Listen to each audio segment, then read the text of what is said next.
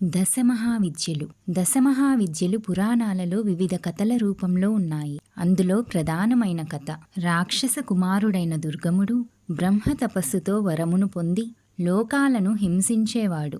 దేవతలంతా పరమేశ్వరుడిని ప్రార్థించగా దుర్గాదేవి దుర్గముడిపై యుద్ధమునకు పూనుకొంటుంది. దీర్ఘకాలం జరిగిన యుద్ధంలో చివరికి దుర్గముడు తప్పించుకుపోతుండగా ఎటూ కదలనివ్వకుండా దుర్గాదేవి దశదిశలా వ్యాపించింది. ఇలా దశరూపాలు పొంది దుర్గముడిని సంహరించింది. సృష్టి స్థితి లయకు కారణమైన ఆదిపరాశక్తి యొక్క దశరూపాలే ఈ దశమహావిద్యలు. కాళీమాత, తారాదేవి, లలితా త్రిపుర సుందరి, భువనేశ్వరి, త్రిపుర భైరవి, చిన్నమస్తాదేవి, ధూమావతి, బగలాముఖి, మాతంగి, కమలాత్మికాదేవిగా 10 అవతారాలలో దేవి అష్టదిక్కులు ఊర్ధ్వ అధః దిశలయందు వ్యాపించి సృష్టిని నడిపిస్తుంది. ఈ దశమహావిద్యలు అన్ని దిక్కులను బంధించి ఉంచగలిగే శక్తిని కలిగి ఉంటాయని, ఈ శక్తులే భూమిని పట్టి ఉంచే అతీత శక్తులని తంత్ర మంత్ర యంత్ర శాస్త్రాలలో సైతం నిగూఢమైన ఉపాసనా విద్యలుగా మహావిద్యలుగా పిలువబడేవే దశమహావిద్యలు అని మంత్రశాస్త్రంలో సవివరంగా తెలియజేయబడింది.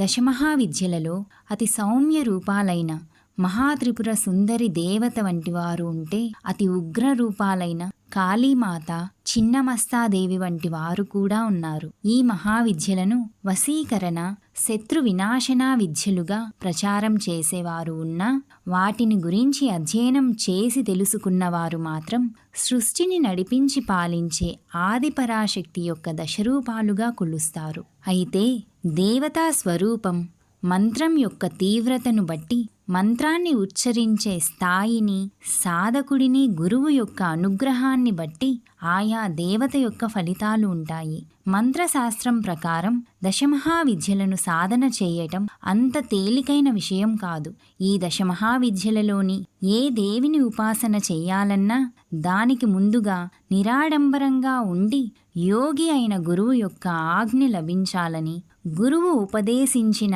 ఆయా దేవి యొక్క మంత్రాన్ని ఉపాసకుడు స్వీకరించి సాధన చేయాలని శాస్త్రం. గురు కృప వల్ల మంత్ర సాధనలో ముందుకు వెళ్ళగలిగిన సాధకుడికి ఆ మంత్రం యొక్క సిద్ధి, మంత్రసిద్ధిని కలిగిన తరువాత మంత్రంపై హక్కు, అధికారం లభిస్తాయి. ఒక పద్ధతి ప్రకారం సాధన చేయగలిగితే అద్భుత సిద్ధులను కలిగించేవే ఈ దశమహావిద్యలు. తెనాలి రామకృష్ణులు, కాళిదాస మహాకవి, రామకృష్ణ పరమహంస మరియు వివేకానంద కాళీమాత ఉపాసకులు. తీవ్ర దేవతలైన దశమహావిద్యలలో ఒక్క విద్యను ఉపాసన చేయగలిగిన జన్మ తరిస్తుంది. రమణ మహర్షి లాంటి ఋషులు దశమహావిద్యల ఉపాసకులే. సృష్టిని నడిపించే అతీత శక్తులు మన చుట్టూ ఉన్నాయని, ఆ శక్తులు మనిషి మనుగడలో మమేకం కాగలవని, జీవశక్తిని అపారంగా అందించగలవని తెలుసుకున్న మనిషి మాత్రమే ఒక సాధకుడిగా ప్రేరేపించబడతాడు. ఈ విద్యలను ఎదుటివారి అపకారానికి గాని, కీడు తలపెట్టడానికి గాని ఉపయోగిస్తే ఆ తీవ్ర దేవతే మనపై తిరగబడుతుంది. సాధించిన అపార జీవశక్తి కోల్పోయి అంధకారంలోకి తోస్తుంది. సాధనా క్రమంలో మనిషి అనేక ఒడిదుడుకులను ఎదుర్కొనేలా చేస్తుంది. వాటికి తగ్గి గట్టిగా నిలబడగలిగితే, గురువు ఉపదేశించిన మంత్రాన్ని గట్టిగా పట్టుకోగలిగితే సమస్యలు వాటంతట అవే దూరమవుతాయి. తద్వారా దేవత అనుగ్రహాన్ని పొందగలడు. ఒక్కసారి దేవతా అనుగ్రహాన్ని పొందిన ఆ సాధకుడికి ఆ దేవతే గురువుగా మారుతుంది. తానే అన్నీ అయి సాధకుడిని నడిపిస్తుంది. మంత్ర ఉపాసనా బలాన్ని పొందిన సాధకుడిపై ఎవరైనా తప్పుగా ప్రవర్తించినా, సాధకుడిని తీవ్ర బాధకు గురిచేసినా, లేదా సాధకుడిపై ఎటువంటి ప్రయోగాలు చేయాలని చూసినా మంత్రదేవతే సాధకుడిని కాపాడుతూ వారి పనిపడుతుంది. దశమహావిద్యల దేవతల లక్షణాలను గురించి స్థూలంగా చర్చించుకుందాం. ఏ దేవతను ఉపాసించడం వల్ల ఆ దేవతా అనుగ్రహం సాధకుడిపై ఎలాంటి ప్రభావం చూపుతుందో, ఎటువంటి సిద్ధిని కలుగజేస్తుందో తెలుసుకుంటే ఆ దేవతను గురించిన పూర్తి వివరాలను సవివరంగా తెలుసుకుని సాధన చేయవచ్చు. మరీ ముఖ్యంగా గురువుగారి చేత మంత్రాన్ని ఉపదేశం పొందటం ప్రధానమైన విషయంగా గమనించాలి. గురువు ఆజ్ఞ లేనిదే ఈ దశమహావిద్యల జోలికి వెళ్ళకూడదు. ఎందుకంటే వీరు తీవ్ర దేవతలు. ముందుగా కాళీ మహావిద్య. దశమహావిద్యలలో మొదటి విద్య. కాళీమాత కాలస్వరూపినిగా చెబుతారు. మహా ఉగ్ర స్వరూపిణి, కుండలిని శక్తిని, మోక్ష మార్గాన్ని, సర్వోన్నతమైన సిద్ధిని కలుగజేసే దేవతగా పేరు. దశమహావిద్యలలో ఒక్క కాళీ మహావిద్యను సాధన చేయగలిగినా చాలు. దశమహావిద్యల దేవతా రూపాలన్నింటినీ సైతం ఉపాసనా సాధనలో దర్శించగలరు. ఈ దేవి ఉపాసకులు సమస్త శక్తులను పొందగలరు. సమస్త శత్రు నాశనాన్ని చేయగలరు. ప్రతి పనిలో విజయాన్ని సాధించగలరు. అయితే కాళీ మహావిద్య చేసే సాధకులు తీవ్ర పరీక్షలను ఎదుర్కోవలసి ఉంటుంది. కానీ ఒక్కసారి కాళీ ఉపాసనా బలాన్ని సాధించిన వారికి ఇక జీవితంలో తిరుగే ఉండదు. మాయను తొలగించే దేవతగా కాళీమాతను చెబుతారు. తారా మహావిద్య.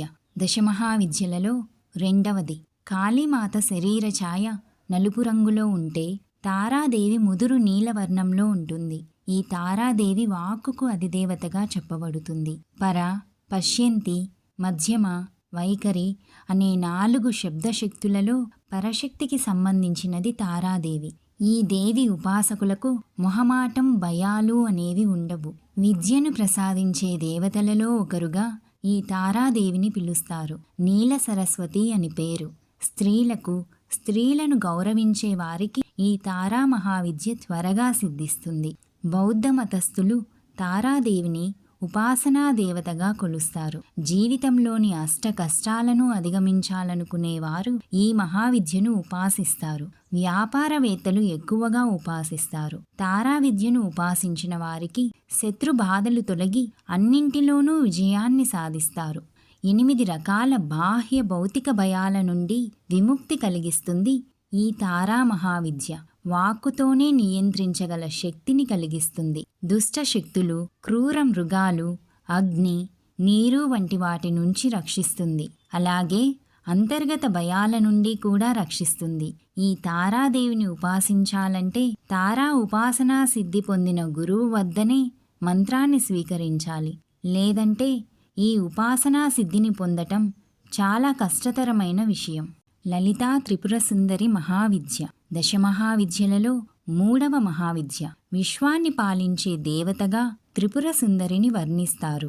నిత్యం పూజించే లలితా అమ్మవారిని తాంత్రిక విద్యగా త్రిపుర సుందరి మహావిద్యగా చెబుతారు. బహుసుందరమైన రూపంలో లలితా త్రిపుర సుందరి దేవి ఉంటుంది. ఈ ఉపాసనా విద్యను సాధించిన వారికి అందంతో పాటు జ్ఞానం మరింత పెరుగుతుంది. జ్ఞానంతో పాటు సంపదలు సిద్ధించాలంటే ఈ ఉపాసనా విద్యను సాధన చేయవలసి ఉంటుంది. షోడశిగా శ్రీ విద్యగా పిలుస్తారు. మానసిక ప్రశాంతతతో నిర్మలంగా ఉంటారు ఈ దేవి ఉపాసకులు. ఈ ఉపాసన చేసిన వారు అన్ని భోగాలను అనుభవించగలరు. ముఖ్యంగా మహిళలకు ఈ సాధనా విద్య త్వరగా సిద్ధిస్తుంది. త్రిపుర సుందరి మహావిద్య సిద్ధిని పొందిన సాధకుల సంతానం స్త్రీ సంతానమైతే వారిని సైతం ఉన్నత స్థితిగతులలో ఉంచి భోగభాగ్యాలను, ఐశ్వర్యాన్ని అనుభవించేలా చేస్తుంది ఈ మహావిద్య. స్త్రీ ఆధిక్యం ఈ ఉపాసకుల స్థానంలో అధికంగా ఉంటుంది. తరతరాలు స్త్రీ సంతానం కలిగేలా ఈ దేవి అనుగ్రహిస్తుంది. భౌతిక స్థితిగతులను మెరుగుపరచి సమాజంలో ఉన్నత స్థితిలలో ఉంచగలిగే శక్తి ఈ మహావిద్యకు వర్తిస్తుంది. భువనేశ్వరి మహావిద్య. భువనేశ్వరీ దేవిని సాత్విక దేవతగా, త్రిమూర్తులతో సమానమైన దేవతగా చెబుతారు. భువనానికి అధిపతిగా భువనేశ్వరీ దేవి ఉంటుంది. భువనేశ్వరి ఉపాసన చేసిన సాధకులకు ముఖ్యంగా త్రికాల జ్ఞానం లభిస్తుంది. ఉన్న చోటే కూర్చుని ఏం జరుగుతుందో చెప్పగల శక్తి ఈ ఉపాసకులకు సొంతం. ఈ దేవి ఉపాసకులకు సొంతం. అత్యున్నత పదవులను, రాజ్యాధికారాన్ని భువనేశ్వరీ దేవి అనుగ్రహిస్తుంది. ముఖ్యంగా రాజకీయ నాయకులు, జ్యోతిష్య పండితులు ఈ దేవిని ఉపాసిస్తారు. భువనేశ్వరీదేవి ఉపాసనాబలం సాధకులకు కాలాన్ని తమకు అనుకూలంగా మార్చుకోగల స్థితిని కలిగిస్తుంది. త్రిపుర భైరవి మహావిద్య. త్రిపుర భైరవి ఉపాసనను పొందిన సాధకులు నిత్య యవ్వనంగా ఉంటారు. వారి అందం రోజురోజుకీ పెరుగుతుంది. ఎంత వయసు వచ్చినా యవ్వనంగానే కనిపిస్తారు. త్రిపుర భైరవి సాధన చేసిన వారికి మరణాన్ని సైతం వారించే శక్తి ఉంటుంది. మంచి దేహదారుఢ్యాన్ని కలిగి ఉంటారు. భైరవుడి స్త్రీ తత్వమే భైరవిగా జ్ఞానముద్రను ధరించిన సాత్విక దేవతగా చెబుతారు. త్రిపుర భైరవి మహావిద్య ఆయుర్దాయాన్ని, తేజస్సును సైతం పెంచుతుంది. త్రిపుర భైరవి మహావిద్యను సాధించిన సాధకులు చాలా కాలం వరకు ఆహారం లేకుండానే జీవించి ఉండగలరు. బౌద్ధిక విషయాల పట్ల అంత మక్కువను ప్రదర్శించరు. చిన్నమస్తాదేవి మహావిద్య. చిన్నమస్తాదేవిని ప్రచండ చండిక అనే పేరుతో కూడా పిలుస్తారు. అత్యంత ఉగ్ర రూపంతో తన శిరస్సును తానే ఖండించుకొని ఉంటుంది. వజ్ర వైరోచిని అని మరి ఒక పేరు. ఈ సాధన చేసేవారు సకల దుర్గుణాల నుండి దూరమవుతారు.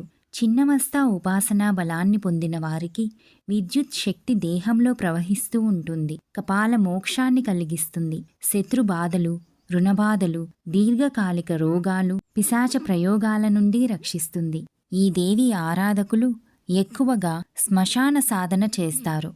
గృహస్థులు సైతం చిన్నమస్తా సాధన చేసి అనేక సిద్ధులు పొందారు. అయితే తీవ్ర దేవతలను సాధన చేసే విషయంలో గురువు అనుగ్రహం లేకుండా ఎలా పడితే అలా సాధన చేస్తే పరిణామాలు తీవ్రంగా ఉంటాయి. ఆ శక్తే మనపై తిరగబడే ప్రమాదం కూడా ఉంది. అయితే సిద్ధిని పొంది అద్భుతాలను సృష్టించినవారూ ఉన్నారు. ఇది సాధకులు ముఖ్యంగా గమనించవలసిన విషయం. ధూమావతి మహావిద్య. ధూమావతి రుద్ర రూపంలో చాట, మురికి బట్టలు ధరించి భయంకరంగా ఉంటుంది. ఈ మహావిద్య ఒంటరి అయిన మహిళలకి, వితంతువులకు చాలా ప్రయోజనాన్నిస్తుంది. ఒంటరిగా ఉండాలనే కోరికను, ప్రాపంచిక విషయాల పట్ల విరక్తిని కలిగిస్తుంది. చెడు లక్షణాలను, చెడు వ్యసనాలను కలిగి ఉన్నవారు కూడా ధూమావతి సాధన చేసి వాటి నుంచి బయటపడతారు. వైరాగ్య భావనను పెంపొందిస్తుంది.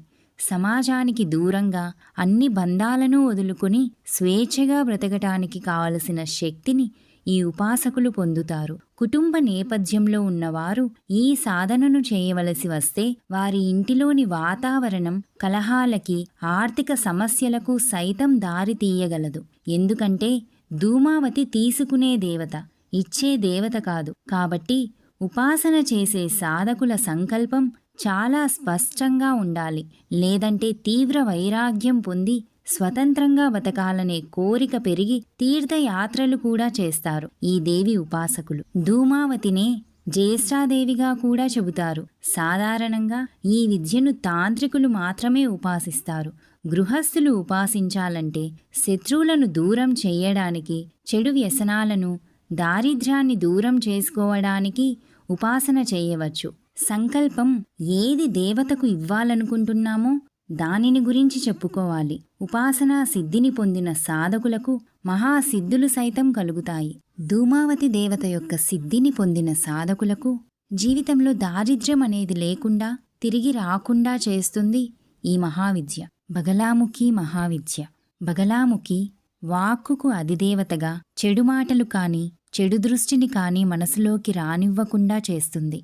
చెడు పరిస్థితులలో అమ్మవారిని ఆరాధించి ఉపాసన చేస్తే ఆ పరిస్థితులను సైతం స్తంభించిపోయేలా చేస్తుంది. శత్రువులను సైతం జయించే శక్తిని కలిగిస్తుంది. జలస్తంభన, అగ్నిస్తంభన చేయగలిగే సామర్థ్యం బగలాముఖీదేవి ఉపాసకులకు సొంతం. ఎటువంటి బాధలు, ప్రమాదాలు రానివ్వకుండా ఆపే శక్తిని సైతం ఉపాసకులకు కలిగిస్తుంది.